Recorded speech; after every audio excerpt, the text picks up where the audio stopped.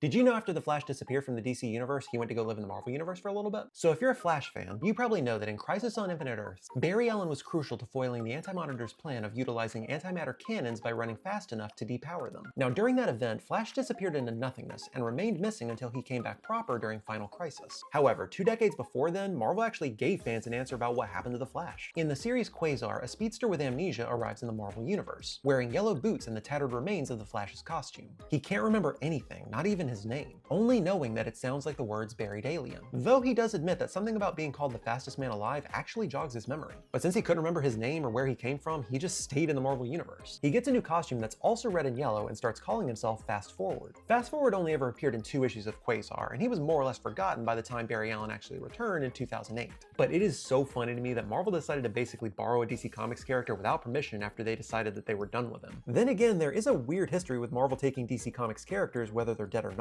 Most notably Superman, who does canonically exist in the Marvel universe, but only as Clark Kent, a reporter who explicitly does not have superpowers. Also, Sandman's version of Death once showed up in a Marvel comic, where she made a joke about Thanos being an absolute creep, which is pretty fair. Sometimes I wonder where the line is drawn and how creators are able to get away with certain things like this, but honestly, I just like it when the big two just nudge at one another like this. It's just great to see a character from one universe show up in the most unconventional way. But I don't know, I mean, how do you guys feel about Marvel borrowing DC Comics characters like that?